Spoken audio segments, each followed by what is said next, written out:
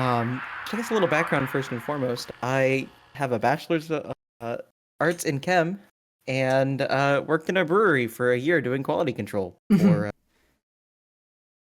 moving on to doing other stuff. I'll just like a quick little recap on some terminology and whatnot. Hmm. Um, with beer, because that's kind of the thing I'm most well learned on. Hmm. First off, just IBU, International Bitterness Unit. It is the quantification of like the amount of alpha acids which come from hops, which makes it's just how bitter it is. Mm. So hops, whenever you heat them, have these acids that get isomerized and they change shape into alpha acids that have this like very characteristic bitter flavor. Hmm. That's first off. SRM, standard reference medium, it's just a quantification of color. And those come into play whenever you're talking about individual styles. Mm. So every style has sort of a set SRM range and IBU range per I guess like kind of beer heritage, Yeah. custom origin beer. So I'm sure most people know what beer is generally made of, but if you don't, it is hops, water, malt, and yeast. Mm. A just slurry of stuff put in a big drum, and it gets real hot. So starting in with mashing in, you have your malt, and that goes through like a mill, and there's all these different ways to roast it and everything to bring out different flavor characteristics. Hmm. So you'll have these like darker malts, and it's really interesting because some of them will end up all starting from the same barley, just a simple grain, Mm. and heating it will make it bring out all these like different like fruit flavors, chocolate flavors. You can really get very interesting stuff all just off of like how hot you cook it at and for how long and how much you tumble it now. Hmm. So one of my personal favorites is actually called a Crystal Malt 60. It's this malt that is actually named that because of the fact that the husk takes on this like very shiny, almost crystalline quality after you Oh. heat it. And it has these really, really pleasant, like red fruit notes Hmm. that you wouldn't think you could get out of a grain, Yeah. but somehow it's like kind of fruity, very like sweet and caramel like, Mm. all from a simple little kernel of grain just because you got it real hot. Yeah. So you take all of those different malts, typically like different blends. You'll have like your base malt and your flavor malts. Some of them are things like smoked malts, even. Oh. So you can cook like a malt over like beechwood, and it'll take on these very like smoky notes. And if you use a lot of that, you can even make a Rauk beer or a like Oh. smoke beer. Mm. So starting with all of that, you then go into the mash tun where it just dumps hot water and circulates it through the grain. Typically, you'll want some sort of anti-caking agent like rice husks or something like that. Hmm. That way, it does not just completely clog up the little like perforated mesh thing at the bottom. Because a stuck mesh sucks. I've had to Right. deal with those a couple times. Oh. And you're having to basically put on like sanitized waders and just get in hot liquid and hit it with a paddle a bunch. Oh. There's a reason I'm not in brewing anymore. Right. At least not professionally. I might go Hmm. back into mead though, Oh my God. because there's a meadery opening up downtown where I live. Uh, I'm So such a I'm sucker good. for meat. Oh, duly noted. I'll have to make some whenever you come over here, Yeah. because it's actually really really easy. Hmm. The biggest part is just making sure that it's sanitized so it doesn't develop some sort of horrible bacteria. God, yeah. Fortunately, one of my favorite like mead making companies is run by this guy who has this quote I really do like, um, which is mead is remarkably resilient to our attempts to fuck it up. really is. I have tossed all sorts of weird shit into meads, and it's been fun. Mm-hmm. Definitely doesn't feel like it should have been. But back to what I was talking about before I got wildly distracted by mead again. After you go through your mashing step, you begin this thing called Vorloff, where it takes it through this sieve to pull the little like fines out. So these little tiny bits of malt that get carried through the mesh screen at the bottom. Mm-hmm. And that goes over the malt a couple times because you're taking those starches and under high heats those turn into sugars. Mm. So you're converting these starches into sugars and you're trying to extract as much of that sugar out of the grain as you can. That way you can actually have proper mash. Once that's done, usually it takes about 2-ish hours. Mm.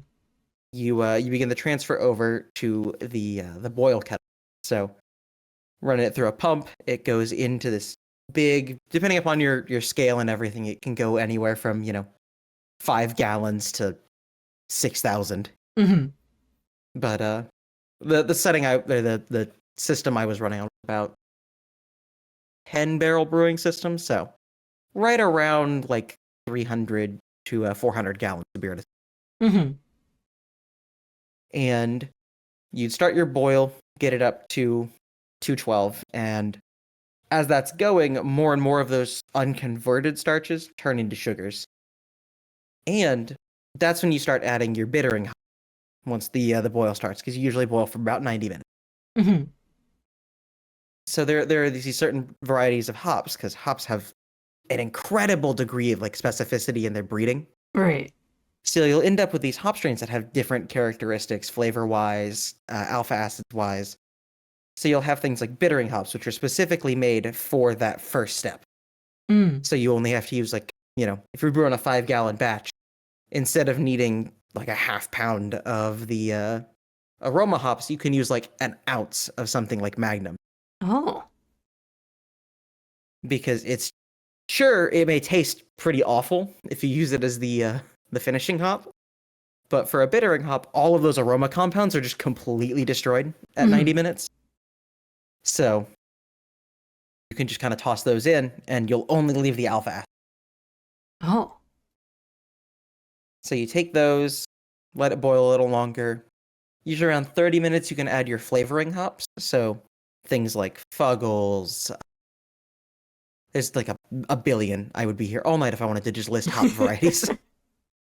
But you'll add your flavoring hops, which usually are where you get your like earthier notes, your more vegetal notes. You can get some of the like fruitier flavors.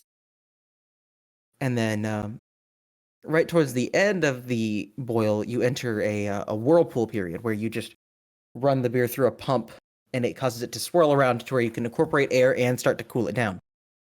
Because you want to incorporate that air so the yeast has something to, breathe. Mm-hmm.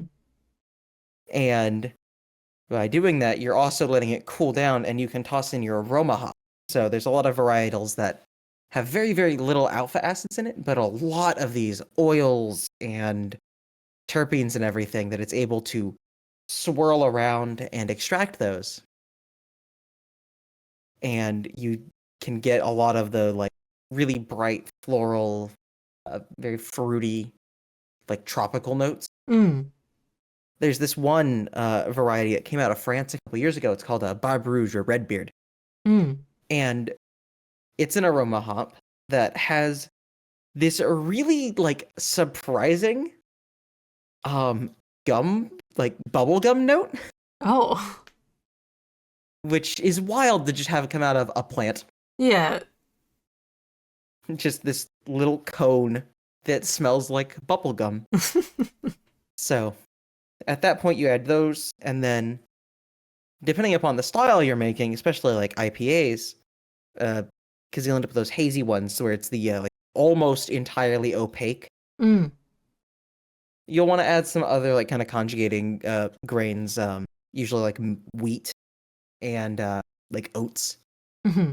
because those will help with the mouthfeel. But with those, you also want to dry hop, which is hopping after it's like adding hop after done boiling and after the heat's been pulled off. Because you'll run it through a heat exchanger after it's done with Whirlpool to get it down to like roughly 70-ish degrees. And send it off to a fermenter. Big stainless steel sterilized. And especially with things like New England IPAs, the hazy ones, you want to add in your hops for your dry hop almost immediately, like while you're pitching your yeast. Because it allows for the yeast to interact with some of the oils and everything. And through these incredibly complex pathways that I honestly don't understand, you can get even more interesting flavor compounds produced from the same hops, which is kind of wild. the extent to which you can just get very far. There's a card. Yeah, Vera, there's a card. But yeah, it's kind of wild, just the extent to which the time and amount of hops added can change the flavor of something so dramatically. And then there's also a like West Coast style IPA that is made with the same like general malt profile as like a regular beer, but you hop it after it's done fermenting. So throughout the fermentation process, you want to take like gravity measurements, and once it hits your desired gravity, you can drop it down in temperature, and all the yeast will get heavier because the density increases, and all drop to the bottom. You can kind of siphon that off. And then when you send it over to your like container to hold it, you can basically age it on top of hops for a while. And by doing that, you are able to kind of extract some of the like more vegetal and earthy flavors from it in a like higher concentration. Oh, Moss, do I have to explain the concept of a hop steep? Because it's gross. When I was first getting started there, I was starting up a sensory program at my like brewery for the lab, so that everyone in the facility was able to, you know, better distinguish every different type of hop we had on hand. Right. So what we would do is we would take a French press and toss a couple of the hop pellets down in the bottom, and then pour boiling water over it, and basically make tea with the hops. Yeah. And most of the time that sucked. It was basically never good. It's better than the malt steeps though. Because you have to do the same thing with malt to make sure that you understand what each malt type tastes like. So we would run it through a grinder and then basically do pour over coffee, but it's grains instead of coffee. It was gross. I do not recommend doing that one. Man. That one, it was very informative, but unless you need to, don't do it. Do not drink bread water. Right. Because half the time, it was like a base malt that we would use, and it would just kind of taste like I either dipped a loaf of wheat bread or crackers in a cup of water. Yeah. So it was just hot crackers water. Which was not fun. After you get it all fermented and everything, you can take it off to the side, and that's where a lot of like my personal like analytical chemistry stuff would come into play, because I was not only running the lab, but I also kind of built the lab at the old brewery I worked at, which included writing all of our like lab protocols on how to properly test and like quantify IBU and SRM and everything. So one of the things that I had to do was do actual like organic phase extractions of these alpha acids with a bunch of different compounds in order to put it in a device that shines like a special wavelength of light directly through a sample And by measuring the absorbance and multiplying by a couple factors, you can get actual direct, like super accurate quantified results. Oh. Sort of the general brewing process and everything. Mm-hmm. It sounds surprisingly simple, but it is deceptively complex. Oh, I can only imagine. Because the second you start getting into like trying to make sure that everything's compatible with each other, yeast strains, oh my god. There's there's companies that just make yeast. That's all they do. Like they just propagate yeast. And that's it. But Boss brings up a good point. One of the things that I also had to do for my position was sort of just kind of market research. Mm. So like I would occasionally travel and go to other places to go try their beers. Right. And one of the things that was really big while I was in there, especially around 2020, was this whole thing called like hype beers, Oh. where you start to just introduce all sorts of new ingredients that probably shouldn't be in there. Yeah. I think the worst one I've ever had was either the Sour Patch Kids beer Ooh. or the there was one with pineapple, blue curacao, and Sprite, Oh. which was something I ugh. It was kind of very green and weirdly sludgy. Mm-hmm. It kind of had the consistency of a melted crayon, and I don't know how they Oh. managed to achieve that. Oh. Yeah, no. I wish I understood. I really do. Mm-hmm.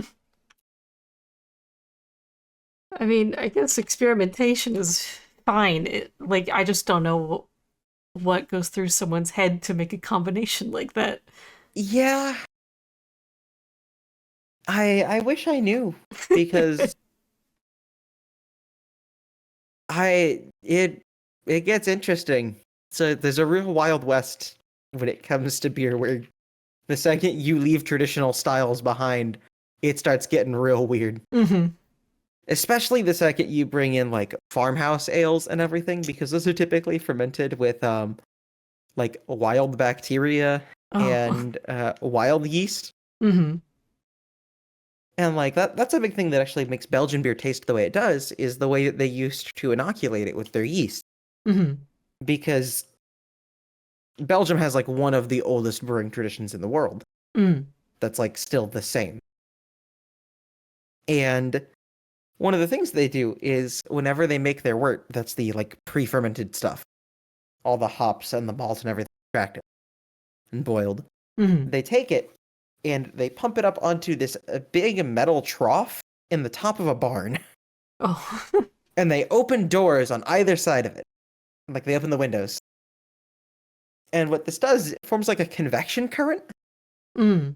And so you just get these big circular like air currents pulling outside yeast off of like the trees and stuff inside.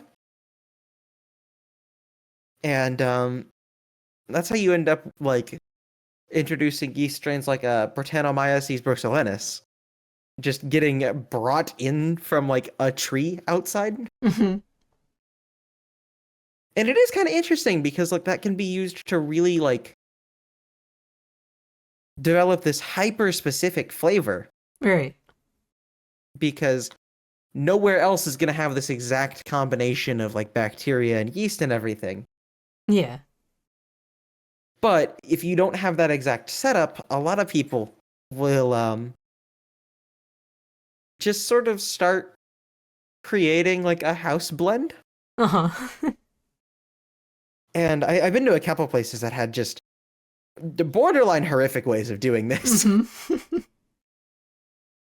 One of the places in my hometown that has since shut down had a like very like bacteria based fermented style.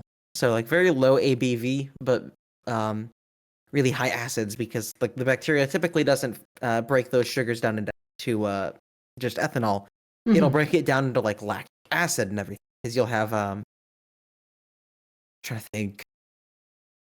There's a lot of different bacteria that does that, but they had just this infection that they just kind of let take the whole brewery, Mm-hmm. and that was how they ran their thing.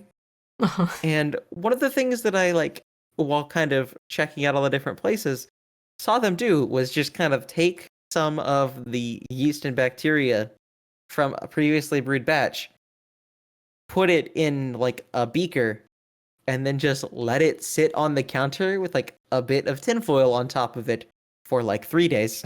Oh. And apparently that's not altogether uncommon. It's Huh. a little weird. Yeah. I don't know how much I like it, because that's just very uncontrolled. Yeah. But they sure to be doing that. I guess in terms of like beer history, it's really interesting because we, as like archaeology continues, we keep finding older and older and older indications of it. Mm-hmm. Like, relatively recently, in like the like Fertile Crescent area, archaeologists found a cave that had these just very like intentionally done drilled out sections of the stone Mm-hmm. where they had like chiseled it out, and it had chemical residues of fermentation in it. Oh. So like they were just making beer in the ground. Because Oh. it was like malt. It wasn't hops per se, because like hops as they were didn't exist. Mm. But there were a lot of different flavoring herbs that have been used in the past. Ground malt, couch. That's awful. And like we'll find little bits of pottery that have this thing called like beer stone in it, Mm-hmm. which is basically like the calcium deposits Oh. left behind by beer, because it also traps little bits of the like different sugars and everything. And while Mm-hmm. those break down over time, sure, they leave their like characteristic bits behind. And like finding stuff from like ancient Sumeria Mm-hmm. that has those bits of beer stone. Hammurabi's code had sections about like what was allowed to go into beer. Mm-hmm.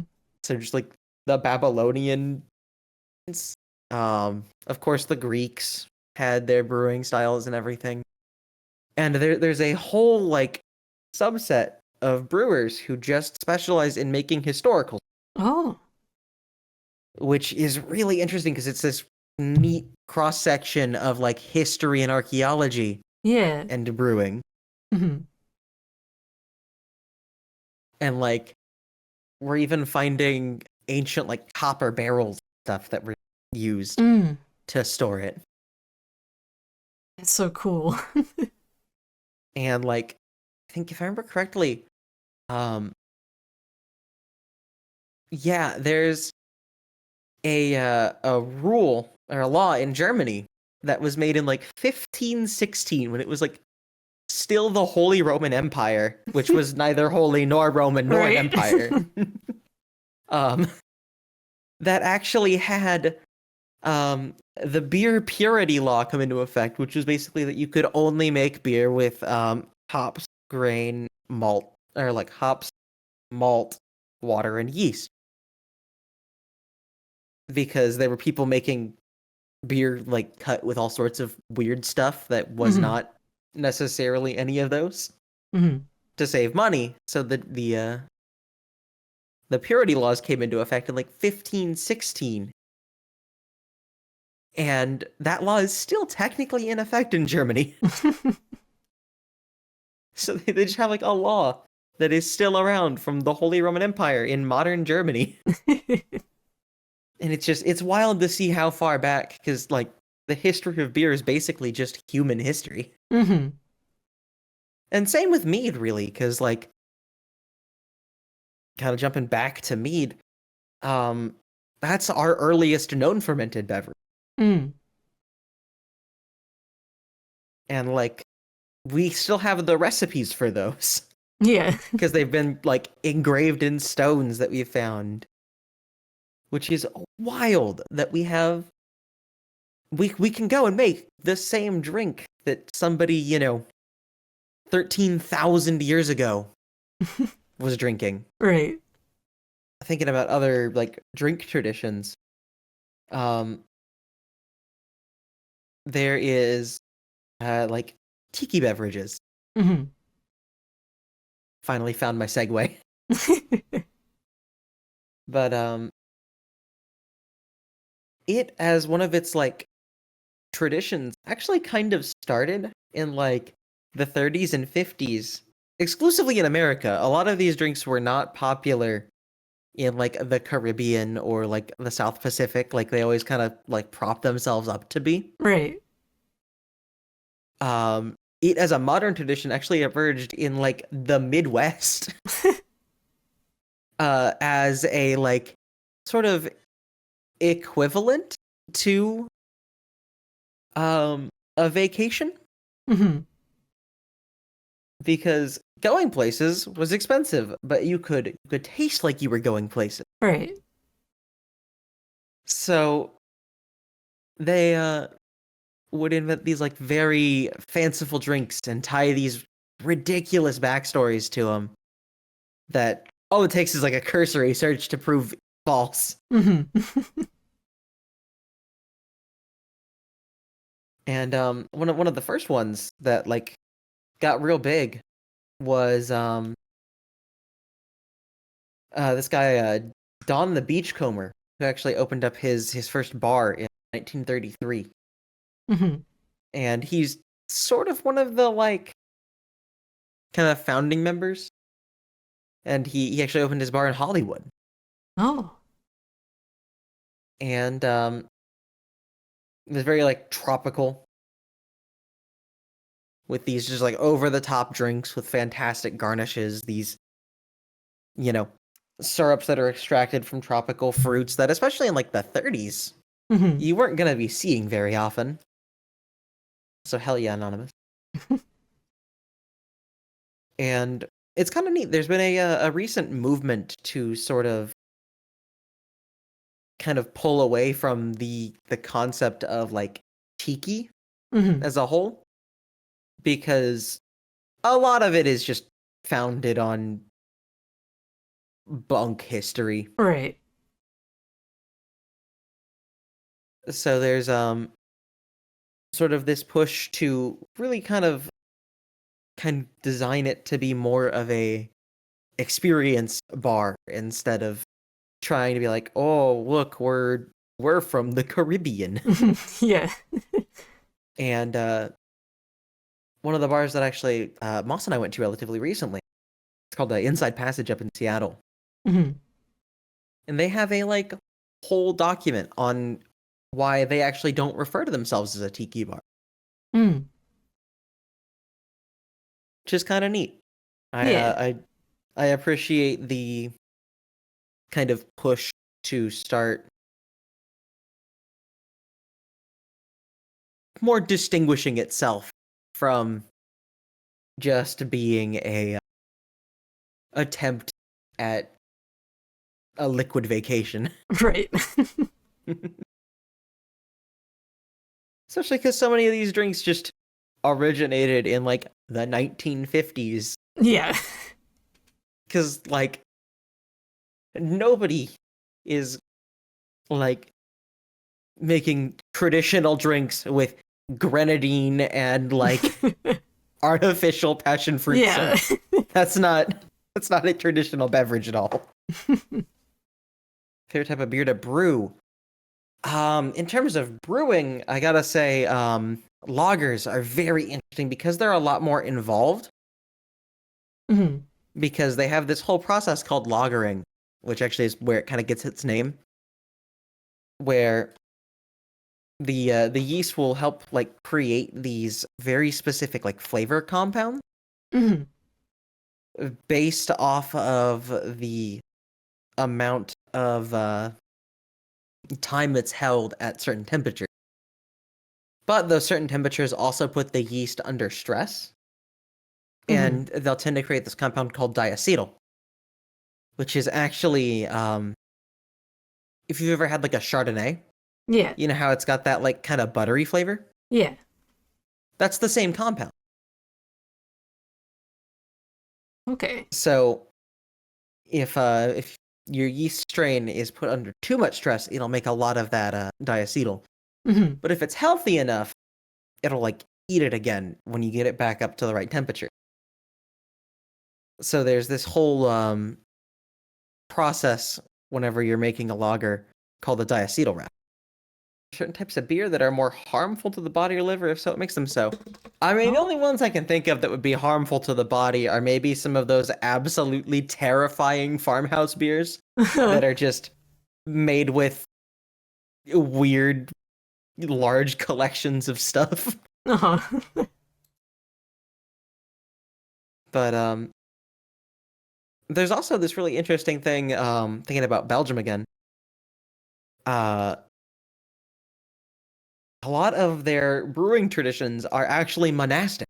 They're run entirely by monks, Oh. which makes me think about there was this one monk who I think actually got elevated to sainthood because he quote unquote fasted for 40 days. Uh-huh. His fasting consisted of him drinking water and what they essentially called like sacred beer, hmm which was, get this, super concentrated with like just obscene amounts of malt in it. Uh-huh. And it was like 4,000 calories a glass. Jesus Christ. So yeah, you could easily fast for 40 days if you drank that because you had all of your day's calories and energy in a single cup of beer. Moss asked how the brewing industry is in terms of work environment and unions. I mean, in terms of work environment, it does sort of depend on where you're working because there's a lot of very, very cool breweries to work at, especially in like larger cities. Some of the smaller ones kind of suck to work at. Yeah. Speaking as somebody who worked at one of the smaller ones, Mhm. where I welded. Oh, I should not be welding. I have yeah. not been to welding school. And they were like, "Yeah, we just need to put this cover up. Can you put this up?" Just I don't know how to do this. Nah, you'll figure it out. I did. I learned how to weld pretty quick. I should not have. All sorts of weird little stuff like that if you work for the really little ones. But like the large, like more professional ones, honestly, are pretty nice to work at. Hell, I almost went and worked at St. Arnold, which is actually named after the patron saint of brewers, Oh. who became like the patron saint of brewers in like 1300 or something. And there's also like the oldest and largest craft brewery in the state of Texas. Mm.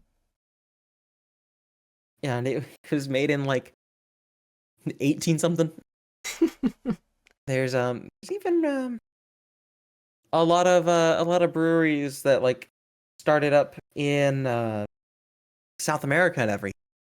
In fact, the reason that like Mexican beer is the way it is actually because of a lot of the like German colonists that lived in like South Central Texas.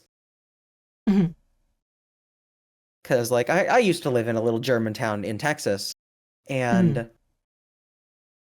figuring out that like Modelo is entirely a like German style that has over time kind of shifted and morphed into something very characteristic of that like sort of central Mexico, because it just got introduced and adapted and everything, which I think is really neat. Yeah. Moss mentions the beer paper I wrote. I did write a paper on hops actually, because there's this interesting form of spectrophotometry, basically shining lights on things and measuring absorbance, called Raman spectrophotometry. It's a type of IR, so shining infrared light and measuring the way it makes things wiggle. Mm-hmm. And I wrote a whole paper on how you can use that combined with CRISPR, the like gene editing method, Mm. to create these like hyper specific, unique hop strains. Oh. Because you could target individual sections, see what their what like gene led to individual things growing or shrinking, Mm-hmm. and then target those with CRISPR to modify them. So say you wanted a hop strain that was like really fruity and had like no pine aspect to it, Mm-hmm. you could take that same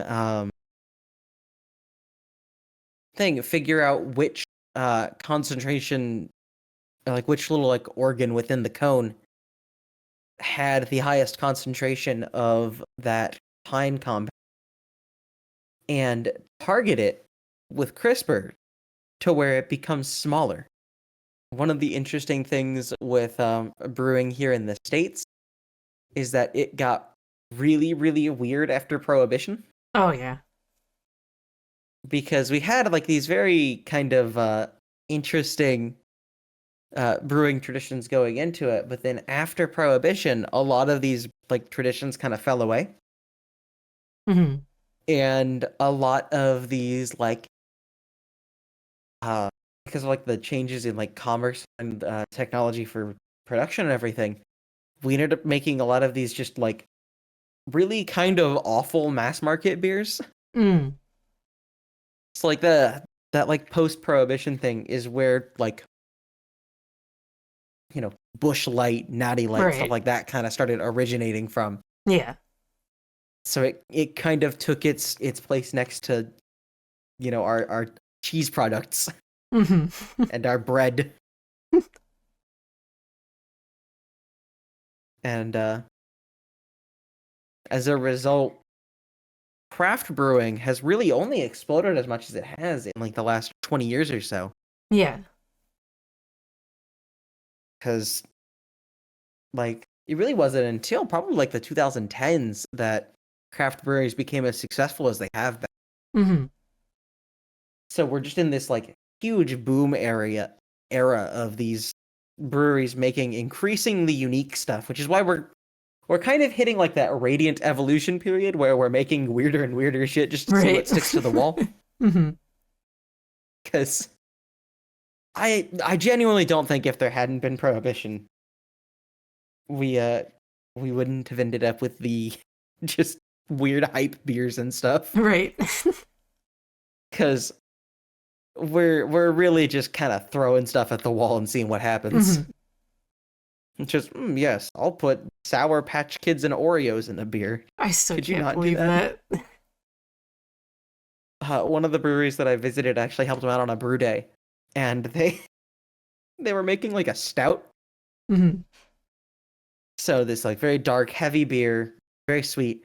And I watched as they're like mashing all of this malt in. One of them goes and picks up a box of donuts from Krispy Kreme Oh. and just dumps the entire box Oh. directly into the mash tun. So they just chucked like a dozen donuts in, Mm-hmm. and then they walked back and threw even more into the mash tun. And I'm just like, what are you doing? They're like, oh, we're making our donut beer. Man. It's like, what?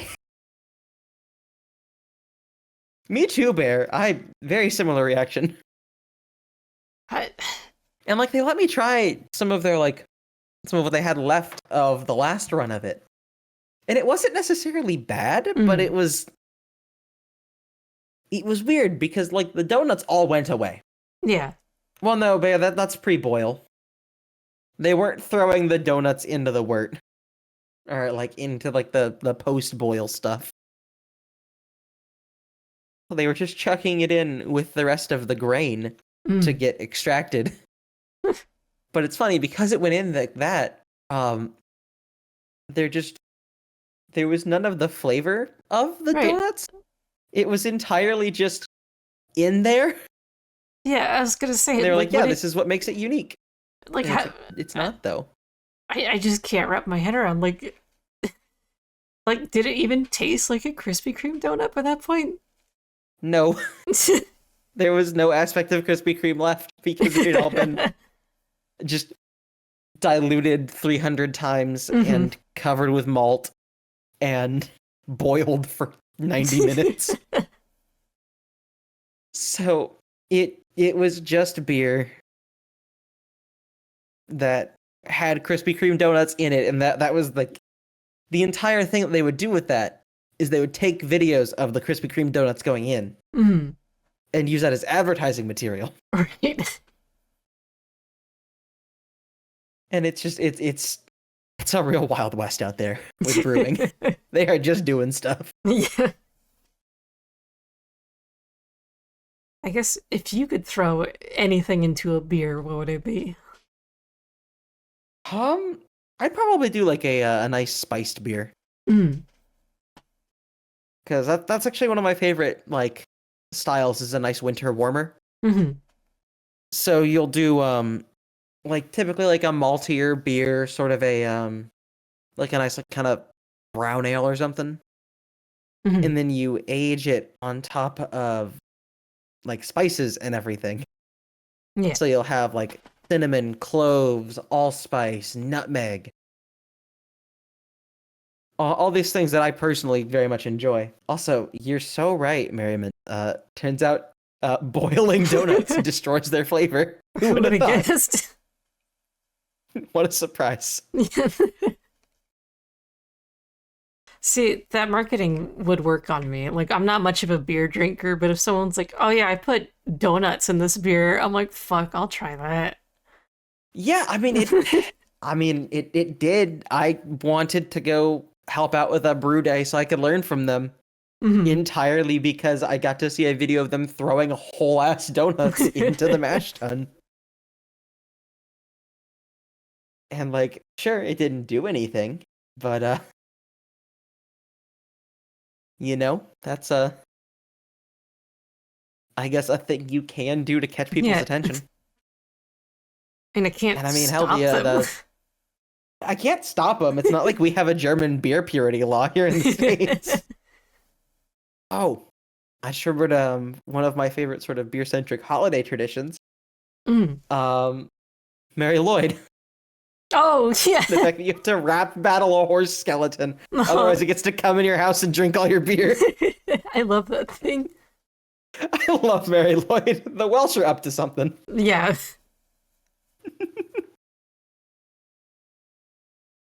I would super just be like, hey, come in. Enjoy beer. The Belgian breweries, those ones run by monks, are all Trappist beers, and their style is actually like registered with UNESCO as a like World Heritage thing. Oh. And you can actually get some of their stuff in a lot of like American liquor stores these days, which is kind of neat. But it was very funny. At one point, I was actually over in Belgium for a night, and I was old enough, but I was on one of those like EF tour things, and they had this policy where if you weren't of drinking age in your country, you couldn't go get something, even if you're of drinking age in the country you're visiting. Right. My tour guide, however, would go to sleep at like 8 p.m. So we would just wait for this lady to go to bed, and then we would all sneak out. And getting to actually have like some of those Trappist beers in Belgium was really neat. Because you get them very, very fresh, not marred by their travel over the Atlantic Ocean. Right. One of like the cooler things about those Trappist beers is even though a lot of them these days are like operated by like larger places under like large groups, like mainly like secular employees, Hmm. they're all still managed by monks. And I think monks and their involvement in alcohol is very interesting. Hmm. Because I don't know if you're familiar with chartreuse. Uh. Not just the color. There's a like an herbal liqueur out of France Mm. that is also made exclusively by monks, and like two of them at any given point in time know the actual recipe. And when one of them dies, the other has to teach the next monk about the recipe. Hmm. And I'm sure they have it recorded somewhere Right. as like a contingency. But like this one herbal liqueur has just been passed down basically via oral tradition for 600 Right. years. Because this same place has been making this alcohol since like the 1300s. Hmm. And it's all they do. That's how they make their money as a monastery. Yeah. One of the things that makes the Trappist ales like specifically interesting, aside from their whole like being monastically brewed, Hmm. is the fact that they have these very specific guidelines for them. Mm.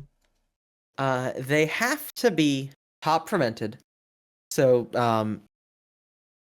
the yeast has to be like unique every time, if I'm not mistaken. Um Unpasteurized, so you're not allowed to like reheat the beer after it's done fermenting Hmm. to kill any yeast that's in it. No chemical additives, and you cannot add sugar to the wort once it's in the kettle. Mm. It has to all be grain based. Because that's one of the things that is really regularly used to make like a higher gravity beer is if you do not have the kettle space to deal, or like the mash tun space to deal with that amount of grain. Uh-huh. A lot of the times, so long as you're within like 51% of your fermentables being that grain, it's fine. But a lot of times, if you're making something really high, like high gravity, you'll need to add a decent bit of sugar to get Mm. it to that gravity start point. Otherwise, it just will be way too much grain and it'll overfill Mm. your mouth. So yeah, I guess that's my TED talk on beer and Trappist liquors because I got distracted and wanted to talk about chartreuse. Thank you for having me. It's been a Yeah, lot of fun. thank you for being here. I had a great time.